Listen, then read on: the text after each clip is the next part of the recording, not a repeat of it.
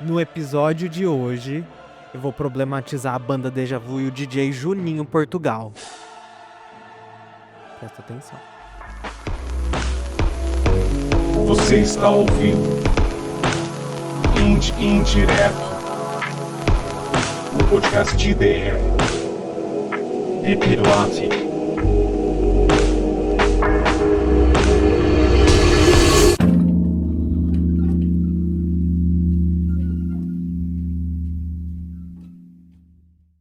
Olá, gente bonita, tudo bom? Sou Pedro Duarte e esse aqui é o Indireto. E essa aqui é a parte 2 do episódio anterior, então caso você não escutou, volta lá e assiste, tá bom? Esse episódio é assistível. Estamos em vídeo com esse cenário lindo, maravilhoso, tô muito feliz. E vamos lá, no último episódio, a ideia principal era de que a gente não só consome produtos, mas também pessoas. E essas pessoas, assim como esses produtos, estão mais ligados à nossa identidade do que o nosso desejo. Então, não compro uma roupa da academia porque necessariamente eu preciso dela para ir na academia. Eu tenho outras roupas que fariam a mesma funcionalidade. Assim como eu não estou num aplicativo de relacionamento, necessariamente porque eu preciso de um outro, senão eu morro. Senão também não se escolheria tanto com quem a gente fica, né? Ou melhor, as relações elas não seriam tão líquidas. Se a gente tem uma necessidade de conhecer o outro e se conectar, então os aplicativos não seriam desenhados da forma como são hoje, em que outros fatores mais superficiais são muito mais importantes do que a interação em si. No último episódio, eu trouxe aquela frase budista que é: toda dor vem de uma falsa sensação de posse. Então, se eu consigo me libertar desse sentimento, então eu paro de sofrer. Correto? Só que assim como eu não pude controlar as minhas fotos na minha galeria quando eu fui roubado, a gente também não pode controlar o outro quando ele resolve nos deixar. Então, se eu não posso controlar o outro, ou até as coisas que eu possuo em certa medida, é como também se eu não pudesse controlar a minha identidade que eu projeto nessas coisas. Mas e aí? Como é que eu fico? E o porquê de tudo isso? Mas resumindo esse episódio inteiro em poucas palavras, não, DJ Juninho Portugal. Você não pode possuir ninguém, nem querer alguém todinho pra você. Então você não pode desejar aquilo que você não pode ter! Para de ser doida! Meu amigo, Rafael. Rafa, se você tá escutando esse segundo episódio, essa parte é pra você, viu? Ele me fez algumas perguntas, inclusive encorajo quem tá me escutando a me fazer perguntas pra gente seguir aí com as discussões. E eu vou ler pra vocês o que ele me mandou, tá? Baseado no episódio anterior. Ele falou assim: será que a gente projeta vontades e memórias nos objetos que compra? Sim, amigo, com certeza. Isso é humano ou é coisa do sistema? Será que o consumismo preenche esse vazio ou só distrai a gente dele? Se a gente parasse de comprar tanta coisa, o que a gente colocaria no lugar? Vamos lá, o que eu penso sobre isso? Assim, é completamente natural. A gente vai projetar a nossa identidade nas coisas que estão à nossa volta. Isso desde os homens das cavernas, a gente vai projetar a caçada que a gente fez na parede da caverna, sabe? Isso é algo completamente natural, mas ao mesmo tempo, dentro do capitalismo, isso é uma armadilha, já que muitos desses desejos, eles não são coisas genuínas, né? Coisas que surgiram na nossa cabeça do nada. Foram desejos, possibilidades implantadas. Então não é à toa que quando Marília Mendonça, referenciando o último episódio, disse que quem me quer, eu não quero, quem eu quero não me quer, é claro, a gente quer muitas coisas, a gente quer muitas possibilidades do eu. O eu que viaja, o eu que malha, o eu que estuda, aquele que é o top 1 no trabalho. Então queremos muitas identidades diferentes. E quando nos relacionamos com as pessoas ou quando a gente consome produtos diferentes, é justamente para a gente alcançar essas múltiplas versões de nós que será que são totalmente genuínas? Será que é um interesse 100% nosso? Ou é algo que plantaram na nossa cabecinha que deveríamos querer essas coisas e a gente só tá seguindo ali um script de um super-eu, uma sociedade do desempenho?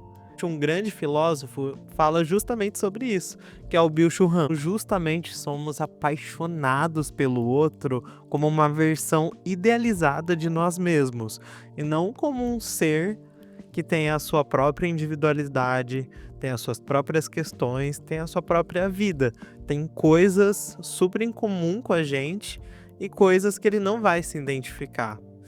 Essa é a queixa, inclusive, de alguns casais ou de pessoas solteiras. Então, você está conhecendo alguém, é uma pessoa desimpedida no mundão, e você não encontra alguém que é exatamente como você.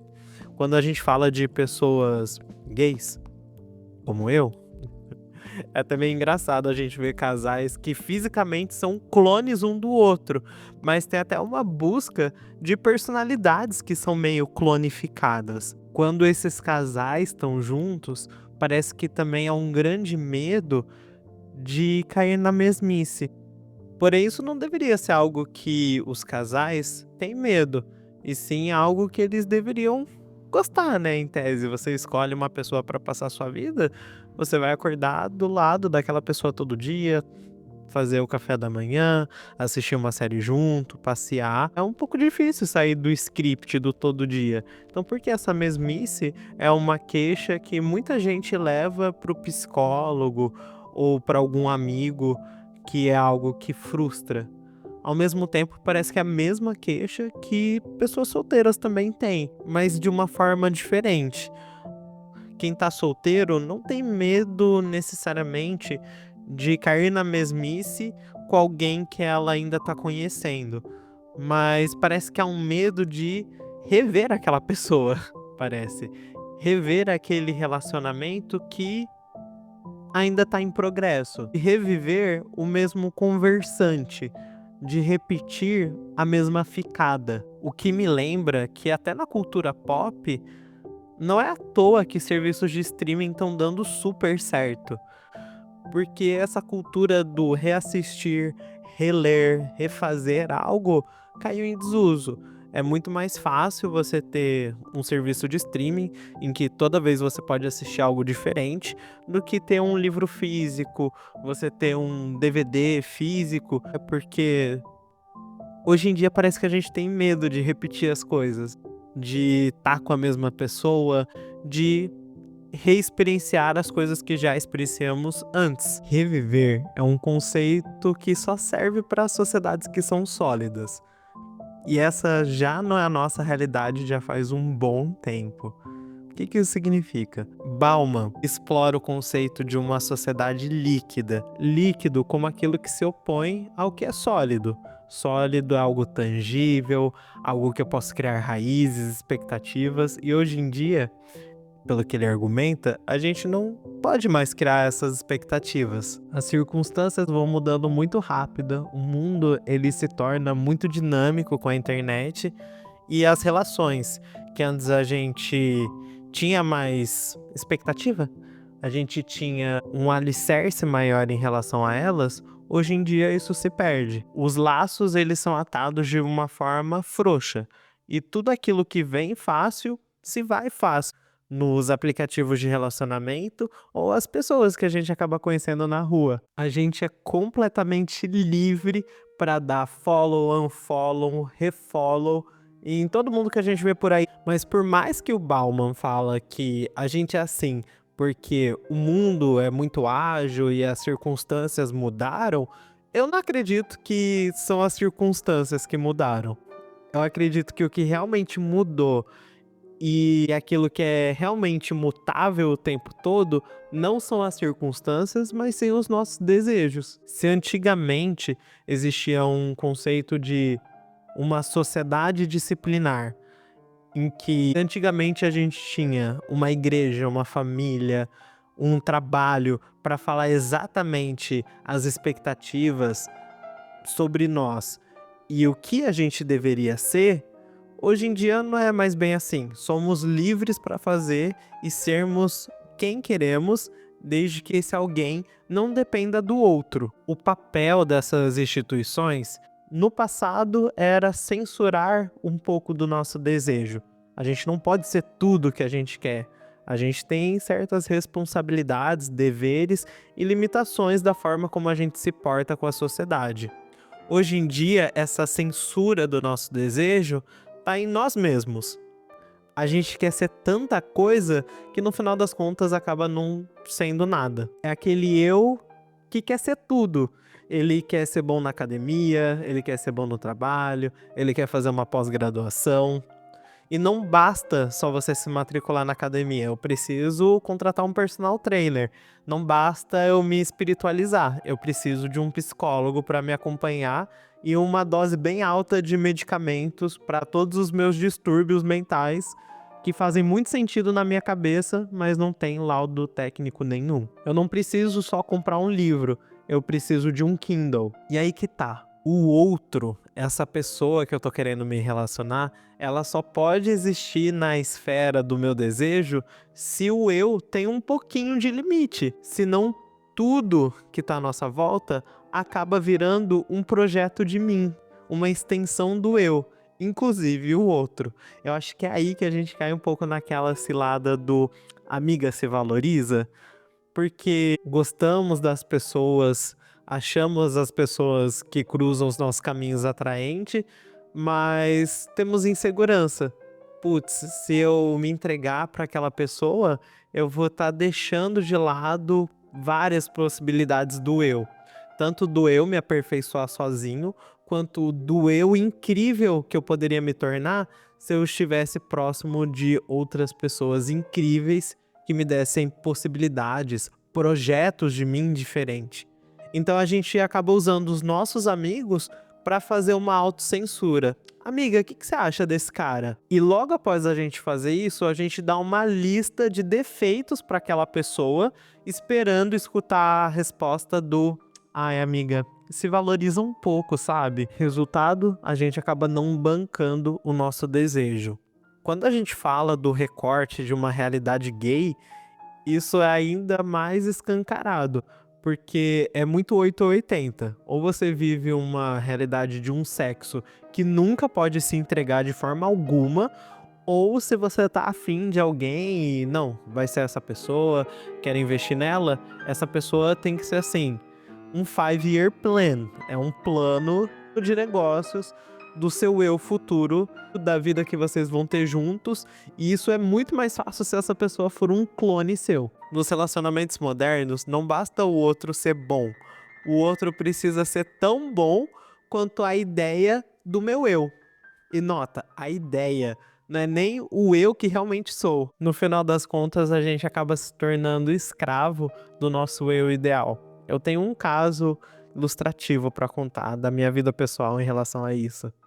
Lá pelo ensino médio, eu tinha uma amiga e o propósito da vida dela era se dedicar à igreja.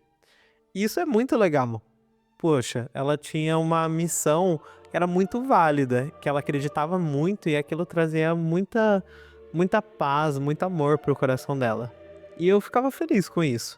E ela sempre me convidava para ir na igreja junto com ela, só que não era o meu rolê, sabe? Eu sou de outra religião, de outra crença, para mim era algo que não fazia sentido.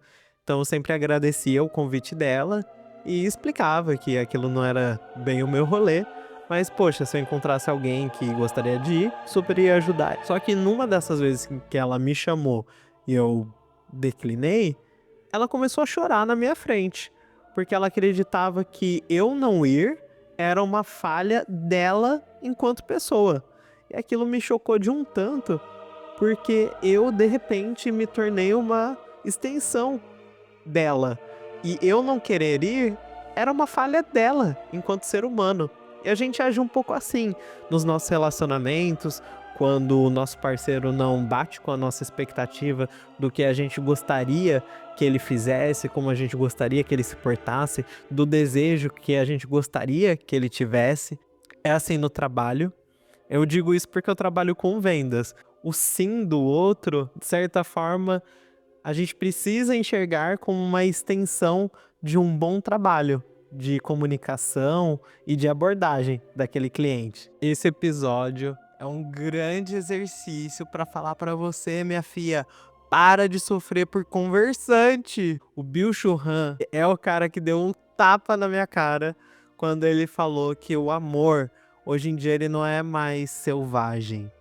A gente não faz as coisas puramente por desejo. O amor, de certa forma, se tornou algo que a gente medita, a gente pensa, pondera, conversa com os nossos amigos, vê e revê as fotos da pessoa que a gente está conversando, repensa a cada frase que a gente troca ou não troca com aquela pessoa. Resumindo, a gente acaba sofrendo por um conversante, ao invés de ir lá e viver aquele relacionamento. Isso vale para as duas partes. Às vezes uma das partes gosta ou quer viver um relacionamento, quer dar o primeiro passo, só que é tão difícil da forma como as coisas são configuradas hoje em dia. Trazendo um pouco uma perspectiva individual, principalmente durante a pandemia, foi um momento em que eu desabafava muito com os meus amigos. E os meus amigos, em troca, também desabafavam muito sobre relacionamentos comigo. E eu era um pouco desse amigo do se valoriza. E depois eu comecei a perceber como essa lógica tá errada. Tanto eu quanto os meus amigos deveriam ter toda a liberdade de não se valorizarem. De apenas viverem suas paixões, apenas viverem seus impulsos, de falar as coisas que sentem, de ter o direito de não ficar remoendo ansiosamente trocas afetivas que ainda nem tiveram a chance de florir, nem tiveram a chance de se desenvolver, antes de criar um julgamento, um viés positivo ou negativo sobre aquilo. Então, se você é a pessoa que tá trocando mensagem com alguém e fica repensando, putz, nossa, devo mandar isso, não devo mandar, devo chamar essa pessoa pra sair, não devo, poxa, fala como eu me sinto, apenas vive o momento e para um pouco de pedir conselho pros seus amigos, ficar, amiga, essa pessoa é bonita, essa pessoa, o que ela falou, você acha que eu deveria responder como, assim ou assado? Não pensa muito nisso, só vive o momento. Indo pra parte final desse episódio e dessa parte 1, parte 2, acredito que o grande conselho é: tente não se limitar para relacionamentos. É uma via de mão dupla. Então, a pessoa que você vai estar se relacionando, ela talvez se limite. Talvez ela seja a pessoa que você quer, que em volta talvez não te queira. Ou até queira, mas não consiga bancar esse desejo. Mas essa mudança é algo que eu acredito que começa na gente. A gente tem o poder de ser uma peça nesse efeito dominó, entende? Eu fico pensando nos meus relacionamentos do passado e o como eu escolhia muito. E não questão de escolher a pessoa que eu ia namorar, não era sobre isso. Mas sim escolher as experiências que eu ia viver, experiências completamente banais.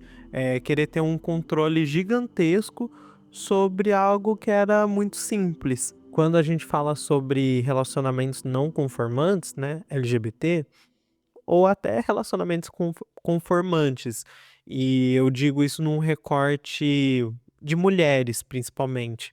Há um medo de se envolver com o homem errado, um cara que pode ser perigoso, um cara que pode te expor ou que pode te usar de uma forma negativa. E é muito difícil você passar por cima desse trauma e viver relacionamentos do dia a dia, quando a gente vive numa sociedade que de certa forma é um pouco perigosa. Ou quando você vive um relacionamento não conformante, é difícil você esquecer o olhar da sociedade, o olhar das pessoas em volta, porque querendo ou não, dependendo do contexto em que você cresceu, isso ainda assim pode ser um fator que é muito importante, né? Isso não ser um fator importante passa aí por uma boa camada de privilégio. É um exercício intenso, é um exercício individual. A gente pode escolher não se censurar tanto. A gente pode escolher, talvez, não ficar pensando tanto no que a gente vai falar ou deixar de falar e só viver plenamente. Às vezes a gente vai errar, tanto na escolha de pessoas quanto nas experiências que a gente vive, mas eu acredito que vivendo mais as nossas paixões selvagens, não tendo tanto medo da rejeição, tanto medo de quem eu amo talvez não me ame de volta, e só se jogar, falar aquilo que você tem pra falar, convidar a pessoa para o encontro, não ficar pensando tanto se você tá sendo trouxa ou não, se você tá se humilhando ou não, e só viver aquilo plenamente, eu acho que é uma ótima forma de você viver a vida. É uma boa filosofia para você seguir. Enquanto eu tava no meu momento de solteiro, eu lembro de ficar horas, investir dias vendo vídeos no TikTok de leitura de tarô, vídeos no YouTube falando sobre o meu futuro e procurar as respostas nas cartas. Hoje em dia eu olho para trás nesse comportamento e vejo isso mais como uma autocensura ou ter uma certeza em algo que não tinha como tirar certezas, ao invés de simplesmente ir lá e viver aquela experiência. Enfim, é isso. Vamos ficando por aqui nesse episódio de Indireto. Te vejo no próximo. Também te vejo lá no meu Instagram, @peduarte.gif. E é isso. Tchau.